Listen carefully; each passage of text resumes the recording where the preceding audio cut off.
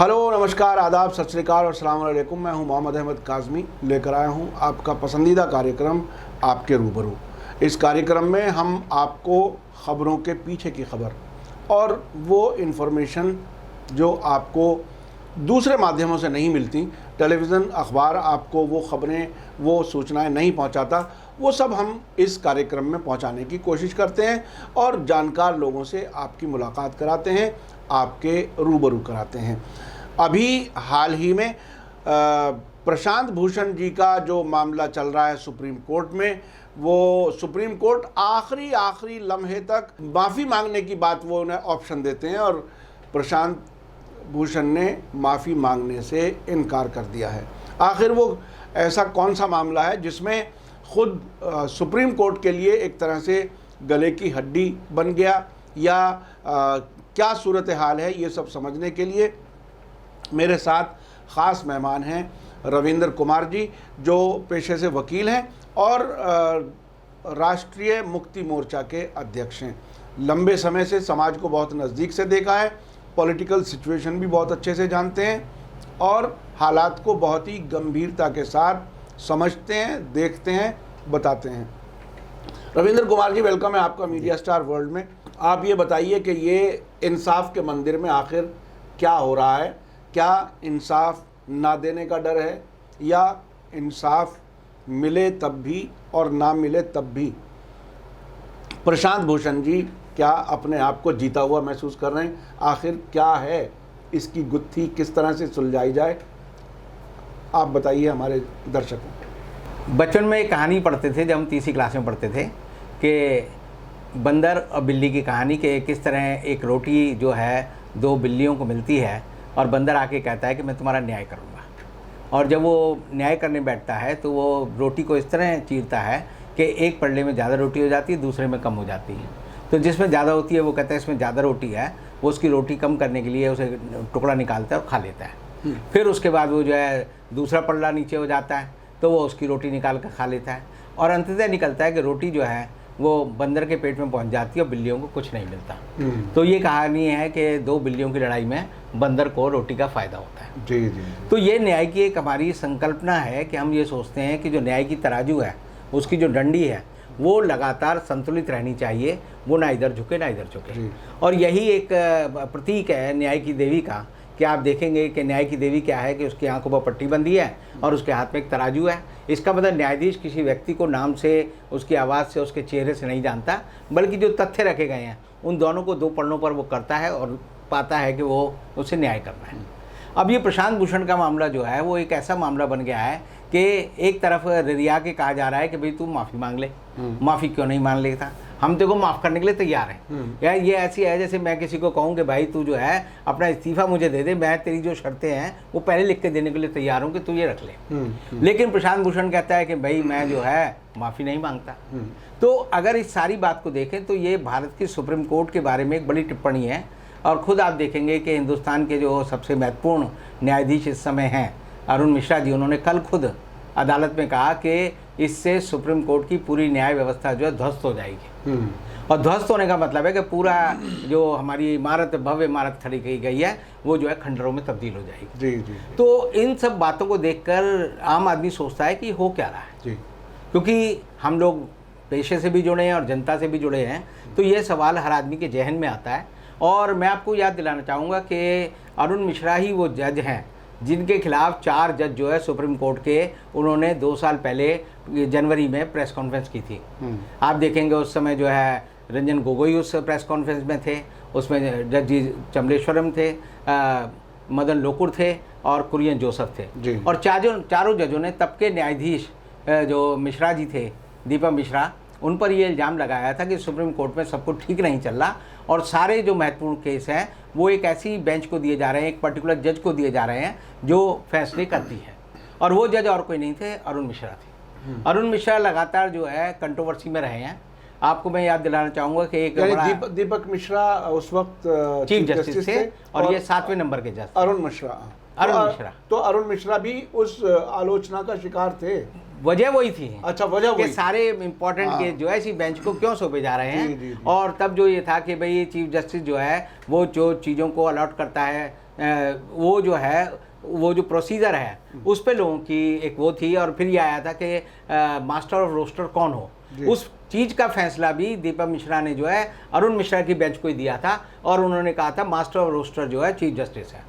यहाँ मैं एक छोटी सी बात याद दिलाना चाहूँगा कि ब्रिटेन में भी हमने सारा सिद्धांत लिया है, तो ब्रिटेन का चीफ जस्टिस होता है और तीसरे नंबर का जो जज होता है वहाँ वो मास्टर ऑफ रोस्टर कहलाता है। वो तय करता है कि कौन से केस किस जज को जाएंगे। लेकिन हिंदुस्तान में ये फैसला जो है हिंदुस्तान का चीफ जस्टिस ही करता है, वो मास्टर ऑफ रोस्टर भी है, चीफ जस्टिस भी है, और सब जजों में अगवा जज भी है। हाँ। अब ये आता है कि दीपक मिश्रा के बारे में कंट्रोवर्सी बीच बीच में फुदकती रहती है। हाँ। एक कंट्रोवर्सी ये हुई कि जब लैंड एक्विजिशन एक्ट का एक केस था, जिसमें जब नया लैंड एक्विजिशन आया तो उसमें धारा 24(2) में ये प्रोविज़न था कि अगर किसी व्यक्ति की जगह नहीं ली गई, लैंड नहीं ली गई, या उसको पूरा मुआवजा नहीं मिला, तो वो एक्विजिशन नहीं माना जाएगा। तो एक केस था जिसमें अडानी वगैरह बहुत सारे लोग शामिल थे, तो वो बेंच में फैसला के लिए जो है अरुण मिश्रा की बेंच में आया।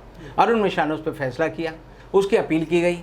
अपील सुनने की भी जो बेंच थी उसमें भी अरुण मिश्रा थे। फिर ये सवाल उठा कि ये संवैधानिक मामला है, कॉन्स्टिट्यूशनल बेंच को भेजा जाए, तो 5 जजों की कॉन्स्टिट्यूशनल बेंच को भेजा गया। उसको भी हेड जो थे अरुण मिश्रा ही कर रहे थे। अच्छा। तो जो विभिन्न पार्टियों के वकील थे, उसमें श्याम दीवान थे, गोपाल शंकर नारायणन थे, उन्होंने कहा कि भाई ये जो है जुडिशियल प्रॉपर्टी नहीं है कि एक ही बेंच जो है पहले फैसला सुने, फिर उसकी अपील सुने, फिर उसकी संवैधानिक चीज़ों पर भी करें। तो उस समय सुप्रीम कोर्ट में बड़ा बिकरिंग वाला मामला जैसे आजकल चल रहा है, उस समय हो गया था, और कई जजों ने, कई वकीलों ने कहा था कि हम सुप्रीम कोर्ट की बेंच में अपीयर नहीं होंगे। तो ये कहा गया क्योंकि जस्टिस अरुण मिश्रा ने उन पर इल्ज़ाम लगाया, या ये कहो कि अपनी शिकायत की कि आप जो है बेंच सेटिंग कर रहे हैं, बेंच हंटिंग कर रहे हैं, बेंच ढूंढ रहे हैं, और आप जो है न्याय से डरते हैं, और इससे सुप्रीम कोर्ट की जो न्याय करने की क्षमता है या उसकी जो छवि है वो ख़राब होती है। खैर अल्टीमेटली वो मामला कॉम्प्रोमाइज़ हो गया, और फिर वो मामला हुआ, और अल्टीमेटली वही फैसला रहा जो 2 जजों की बेंच ने दिया था, जो 3 जजों की बेंच ने दिया था, जो कॉन्स्टिट्यूशनल बेंच ने दिया, वो एक ही फैसला था। तो इस तरह के बहुत सारे सवाल जो है सुप्रीम कोर्ट में उठते रहे हैं, और जब सुप्रीम कोर्ट में उठते हैं तो वो जो है ऐसी बात नहीं होती कि वो जनता के बीच में नहीं आते।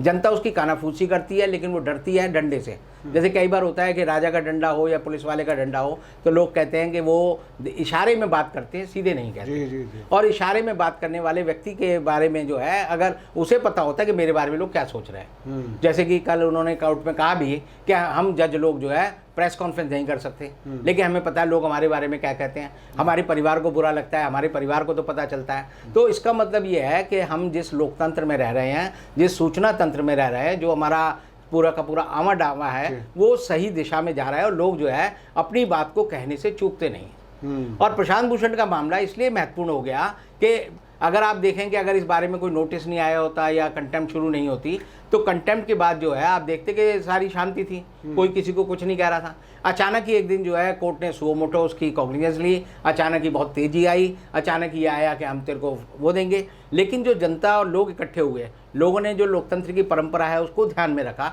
और हमारी न्यायपालिका के बहुत सारे मुद्दों पर लोग देखते रहते हैं, सोचते रहते हैं, और एक दूसरे से बतियाते रहते हैं। जी। अगर कोर्ट के गलियारे में आप बैठ के सुनेंगे तो आपको पता चलेगा कि लोग जो है कैसी कैसी कहानी सुनाते हैं। मैं कल जा रहा था एक जगह, तो वहाँ उसने एक बड़ी अच्छी सी कहानी सुनाई, हालांकि इस बात का कोई संबंध नहीं है इस मुद्दे से जिस पर हम बात कर रहे हैं। तो उन्होंने कहा कि बंदर ने अपनी पूंछ जो है चिरे हुए फट्टे में फंसा ली। और चिरे हुए फट्टे में मैंने कैसे फंसा ली?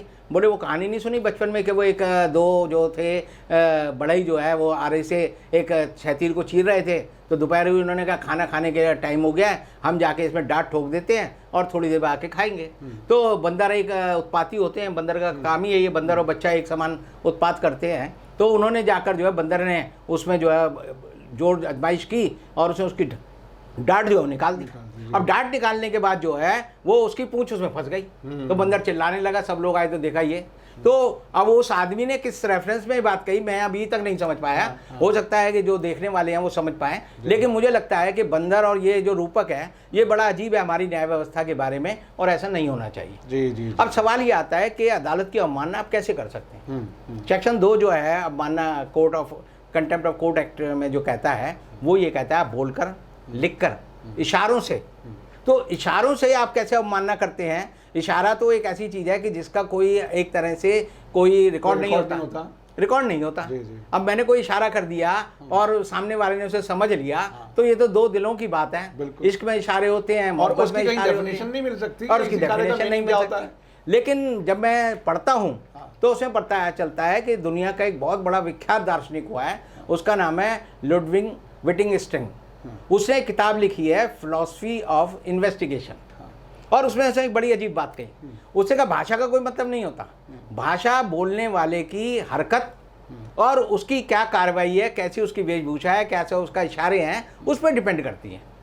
तो उसने जो है इस तरह से बताया कि अपमान जो है कोर्ट का, अवमानना जो कोर्ट की है, वो आप किस तरह कर सकते हैं। जैसे आप नाटक देखते होंगे, विदूषक आता है, वो भी वही बोलता है महाराज की जय हो, लेकिन जैसे ही वो महाराज की जय बोलता है लोग हंसने लगते हैं, क्योंकि उसका तरीका जो होता है बोलने का ऐसा होता है। और उसी समय आप देखेंगे वजीर आता है, वो नाटक में कहता है महाराज की जय हो, लोग उसको बड़े शांत से देखते हैं। तो आपका कहने का लहजा, और बात ये होती है कि एक पुराना किस्सा है हमारे यहाँ जो बार बार कहते हैं कि एक ने कहा भाई यहाँ चोर है, उसकी दाढ़ी में तिनका है, तो जो जिसकी दाढ़ी में तिनका था वो अपनी दाढ़ी साफ करने लगा।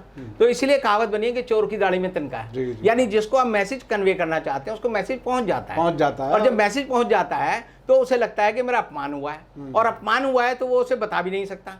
तो इस सारे मामले में जो अब जैसे अब चल रहा है, 2 दिन बाद या 3 दिन बाद या 4 दिन बाद इस बात का फैसला आना जरूरी है। अभी फैसले का वो भी डेट भी नहीं दी ना। नहीं, वो तो ऐसा है कि जनरली हमारे रिटायरमेंट के से पहले उन्हें देना पड़ेगा। रिटायरमेंट वाले दिन भी दे सकते हैं। जनरली हमारे एक परंपरा है कि जब भी जज रिटायर होता है उस दिन वो 8-10 पुराने फैसले दे देता है। जी जी जी। आपको उस दिन लगेगा कि ये बम्बार्डमेंट कैसे हो गई फैसलों की। आज बड़े बहुत काम कर रहे हैं। आखिरी दिन वो जो है खूब सारे फैसले देते हैं ताकि अखबार में खूब नाम आए।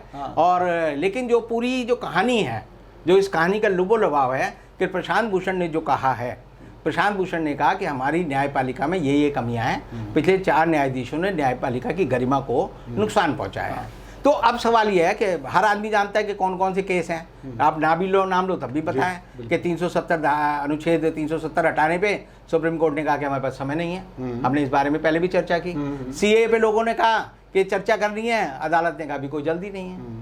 आप देखेंगे बहुत सारे मामले हैं जिसमें कि राम जन्मभूमि का मामला है, उसमें सुप्रीम कोर्ट ने जो अपनी एनालॉजी दी है, जो उसे तर्क दिए हैं, वो ये है कि वहाँ पर जो है ज़बरदस्ती मूर्तियाँ ला के रखी गई, वहाँ पर जो है पूजा नहीं होती थी, वहाँ पर जो है उन्होंने कहा 49 में ये जो है ज़बरदस्ती गिराई गई, और ये भी कहा कि ये गिराने का कृत्य जो है ये एक आपराधिक कृत्य है, यानी इसके लोगों को सज़ा मिलनी चाहिए। और उन्होंने निचली अदालत को, जो सीबीआई की कोर्ट है लखनऊ में, जो कि बाबरी मस्जिद गिरने की जांच कर रही है, उसको भी ये कहा कि तुम इसका फैसला जो है जल्दी से जल्दी दो।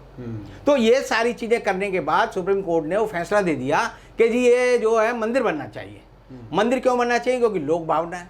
तो न्याय ये कहता है कि न्याय होना ही नहीं चाहिए, न्याय दिखना भी चाहिए। और न्याय में तो यह है, हमारे यहाँ पुरानी जो कहानियाँ होती हैं कि चिड़िया का बच्चा आके राजा से कहता है तूने मेरा पानी रोक दिया, तू मेरे साथ न्याय कर, और राजा को न्याय करना पड़ता है। क्योंकि हमारी परंपरा ये है, पूरी जो मानवता की, इतिहास की जो सभ्यता का विकास है, वो इस बात पे है कि असूल जरूरी है, आदमी जरूरी नहीं है, पद जरूरी नहीं है, हमने जो मान्यताएं मानी है वो होनी चाहिए। और इसीलिए जो है आप देखेंगे कि जहांगीर का न्याय बड़ा फेमस है, जिसे घंटा न्याय कहते हैं, कि जहांगीर ने एक बहुत बड़ा घंटा लगा रखा था कि जो भी फरियादी हो वो आके घंटा बजाए।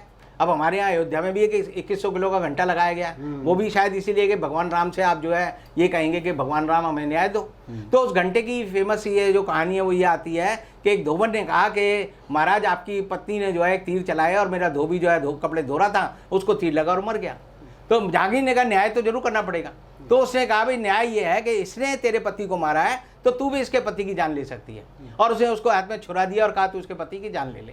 खैर वो कहानी ये आती है कि उससे जान नहीं ली, और इस तरह जो बादशाह का नाम है न्याय के लिए, जहांगीर का नाम आज भी फेमस है। तो आदमी जो अपने जीवन में कमाता है, चाहे अच्छी बात हो या बुरी बात हो, वो उसके साथ साथ उसके बोझ की तरह उसके कंधे पे हमेशा रहती है और उसे लेकर जाता है। जैसे मैं आपको एक जज की नाम याद दिलाऊंगा, सब लोग उसको आज भी कहते हैं भैया जज हो तो ऐसा हो। जैसे जगमोहन लाल सिन्हा थे, उन्होंने जो है इलाहाबाद हाई कोर्ट के जज थे, उन्होंने इंदिरा गांधी की जो है जो चुनाव याचिका थी उसको रद्द करके उनका चुनाव जो रद्द कर दिया था, और किसी को भनक तक नहीं लगी कि क्या फैसला होगा, और उन्होंने फैसला दिया। और आज भी जगमोहन लाल सिन्हा का नाम हर आदमी को याद रहता है, PN भगवती का नाम लोगों को याद रहता है, CK दफ्तरी का नाम याद रहता है। तो लोगों को उन लोगों के नाम याद रहते हैं जिन्होंने अच्छे काम किए हैं। और लोग ये भी कहते हैं जी फलाना था एक बड़ा रिश्वतखोर जज था, लेकिन उसका नाम नहीं लेते, लेकिन उनके मन में आपको समझ आ जाएगा कि वो क्या कहना चाहते हैं। तो एक तरह से लोकतंत्र में ये जो रस्साकसी चल रही है, इसने हमारे लोकतंत्र की और हमारी सुप्रीम कोर्ट की, हमारी न्याय व्यवस्था की, मैं कहूँगा एक सेवा की है। वो ये की है कि बाकी सब लोगों को भी एक हिडन मैसेज पहुँच जाएगा कि उन्हें न्याय करना ही नहीं है, बल्कि न्याय ऐसे कैसे होना चाहिए वो भी नज़र आना चाहिए। और ये भी नज़र आना चाहिए कि लोगों के दुख दर्द जो है लोग बोलते नहीं हैं, लेकिन वो अपनी बातों को दूसरे को बताने से चूकते भी नहीं। तो क्या आपको ऐसा लगता है कि अरुण मिश्रा, जिनके बारे में वो पहले कह चुके थे प्रशांत भूषण, कि इनकी कोर्ट में मेरा कोई नहीं जाना चाहिए केस, और ये यहाँ से मुझे न्याय मिलने की उम्मीद नहीं है, उसमें एक कानून है रिक्यूज़ करने का, तो वो रिक्यूज़ भी नहीं किया। मतलब सुप्रीम लोअर कोर्ट्स तक के जो जज होते हैं, जुडिशियल ऑफिसर जिन्हें कहा जाता है, वो भी एक एप्लीकेशन पर अपने आप को अलग हटा लेते हैं पीछे।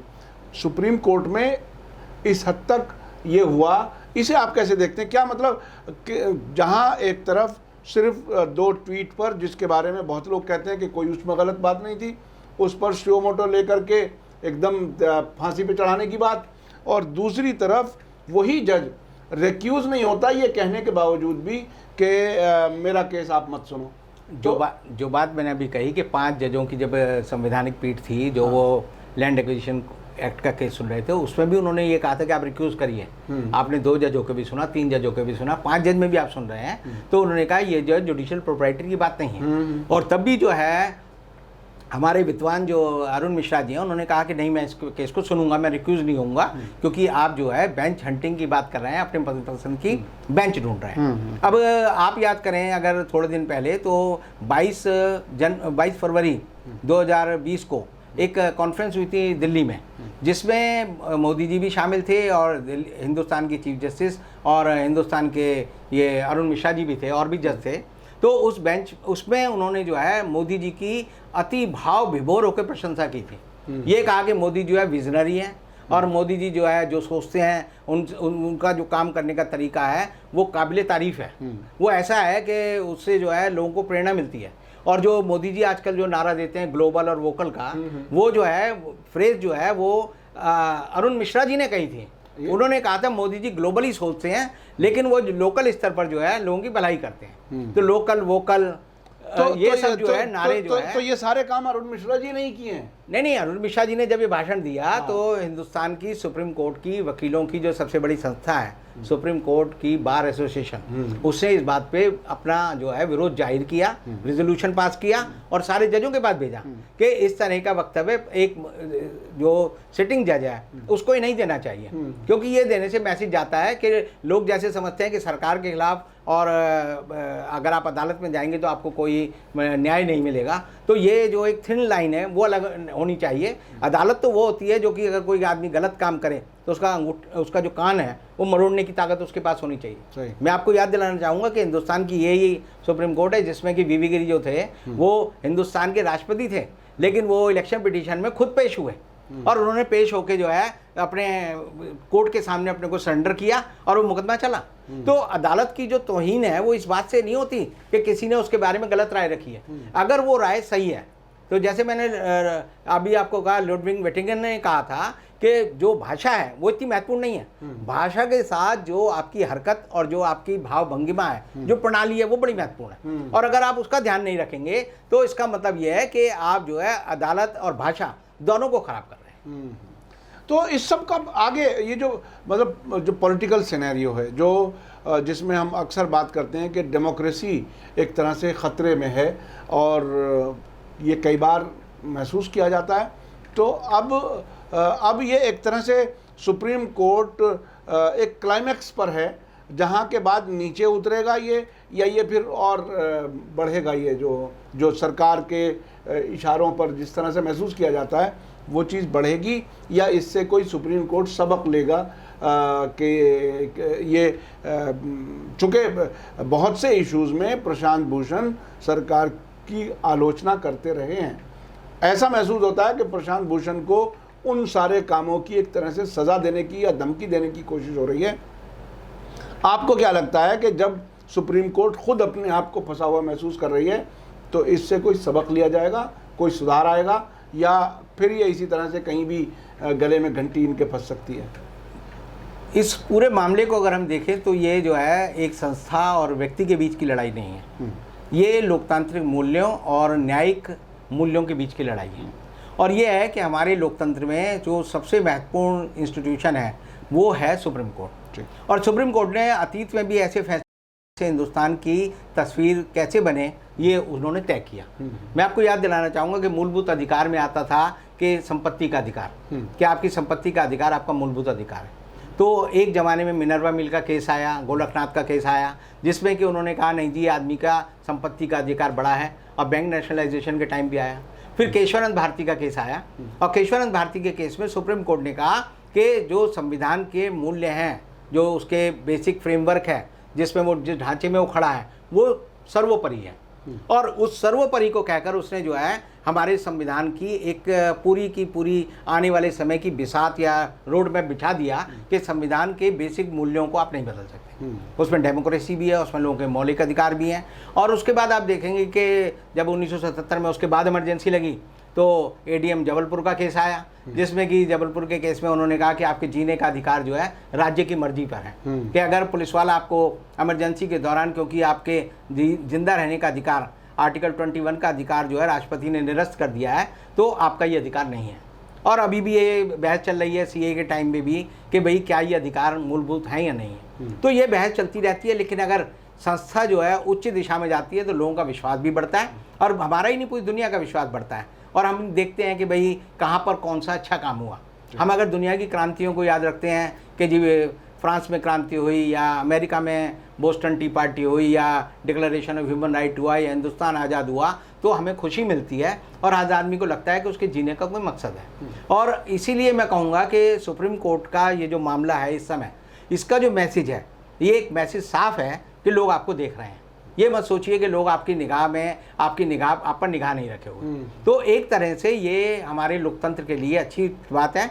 बाकी सजा देने की बात जो है तो वो ये है कि सुप्रीम कोर्ट ये भी कह सकती है, जैसे उन्होंने सीबीआई के एक डायरेक्टर राव थे उनको दिया कि कोर्ट उठने तक आप बैठो। एक उन्होंने कल्याण सिंह को दी बाबरी मस्जिद गिरने पे कि 1 दिन की सजा, 1 दिन तिहाड़ काटा हो। या वो हो सकता है कि जैसे वो जस्टिस कन्नन ने को हुई कि उन्होंने कहा जी 6 महीने तुम जेल में रहो। तो ये सजा देने का अधिकार वो कोर्ट के सामने है, लेकिन कोर्ट क्या सजा देती है, उसका जो संदेश क्या जाता है, उससे लोग समझते क्या है, वो एक महत्वपूर्ण है। और सबसे बड़ी बात है कि बहुत सारे लोग हिंदुस्तान में, मैंने पहले भी आपको कहा कि 10,000 से ज़्यादा कंटेम्प्ट जो है सिविल और क्रिमिनल कंटेम्प्ट के केस सुप्रीम कोर्ट और हाई कोर्ट में चल रहे हैं। लेकिन कंटेम्प्ट एक्ट भी जो है एक तरह से लोगों को एक दिशा देगा आगे आने वाले टाइम में कि वो हुक्म अदूली ना करें, लेकिन वो एक इशारे में जैसे बात समझाने वाली बात होती है वो किसी को भी समझा सकते हैं।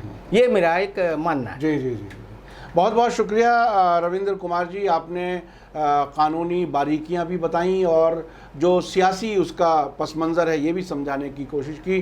और जिस तरह से प्रशांत भूषण का मामला सुप्रीम कोर्ट में है उसका नतीजा क्या हो सकता है ये भी आपने बताया। हमारे दर्शक मैं समझता हूँ इस किस्म की गहराई से इंफॉर्मेशन हम आपको कोशिश करते हैं कि एक तरह से ये भी एक एजुकेट करने का तरीक़ा है, लोगों को बताने का और समझाने का कि बारीकी से समझें आखिर क्या हो रहा है। लेकिन हाँ, इस सब में हमारे सबके अधिकार और डेमोक्रेसी और जो मूलभूत अधिकार हैं, जीने का अधिकार सबसे अहम है, लाइफ एंड लिबर्टी जिसे कहा जाता है वो बहुत अहम है। ये सब हमारे बाकी रहते हैं या नहीं रहते। अभी कोरोना के ज़माने में तो बहुत से अधिकार छिने हुए हैं, आपको अच्छा लगे ना लगे मास्क लगा के जाना है, ये एक मिसाल मैं दे रहा हूँ। इसी के साथ मुझे दीजिए इजाज़त, धन्यवाद, शुक्रिया आपका एक बार, धन्यवाद। फिर आप रविंद्र कुमार जी हमें वक्त दे देते हैं, इसके लिए बहुत बहुत शुक्रिया। इसी के साथ मुझे दीजिए इजाज़त, धन्यवाद, शुक्रिया, जय भारत, जय हिंद।